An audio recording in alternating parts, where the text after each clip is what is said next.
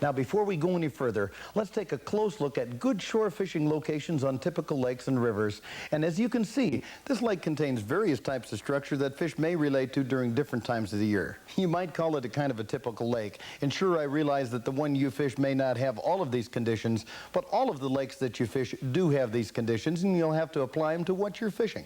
Let's start up at the top here at letter A. That boxed in area represents a river mouth where a flow is coming in. Now, real early in the spring, you'll find walleyes and you'll find pike on occasions gathering there. You'll also find, if there are largemouth bass or smallmouth bass, they'll sometimes gather right on a gravel shoal area a couple of weeks after the walleye and pike are there. For that matter, if there's a little bit of timber around near the mouth, as our drawing shows here, you may even have some crappies come in there in spring. Now, let's go from there to B. If you'll notice, there are two letter B's. They're both back sandy flat bays off of a lake that have bulrushes or reeds in them.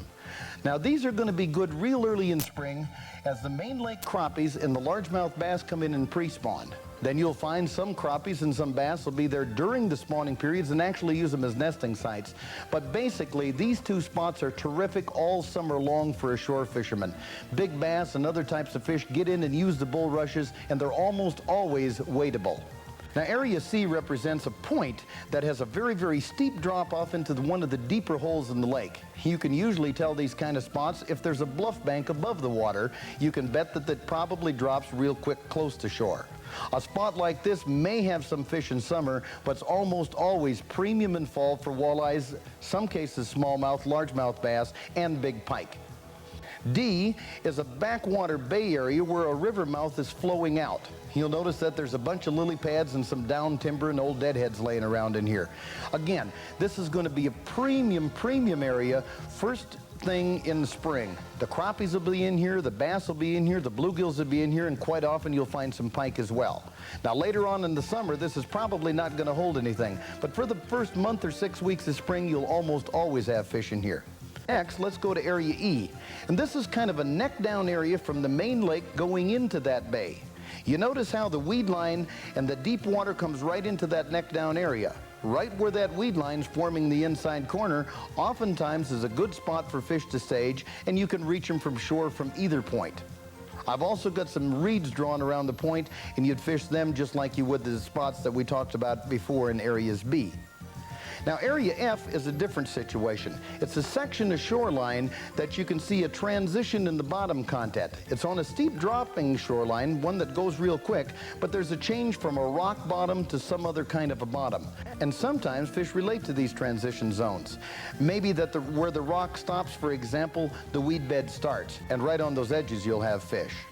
Now, Area G is the big, shallow, gravelly point itself. And in good weather conditions, particularly early in the year, you're apt to have fish all over the top of here. And it's the kind of a spot where you can wade out a ways, so the further you get out on the point, probably the more fish you're going to catch. Hey, too many shore fishermen relate their shore fishing just to the bank, and a pair of hip boots or a wader don't cost much, but it'll sure enhance your opportunities a lot. G is a good example. You could expect to catch any variety of fish here depending upon the time of the year. H is another inside corner, but this one a very tight inside corner with steep drop-offs. This is the kind of a spot where you're apt to find a lot of fish stacking up in fall, particularly largemouth bass, in some cases walleye and pike, and in a lot of cases you'll find deep crappie suspended right off of it. Again, the inside corner is close enough to shore that you can reach it and fish the whole area. Area I is a spot that a lot of shore fishermen call a typical spot. And it's kind of a shallow bay with a lot of lily pads and some reeds and stuff like that in it.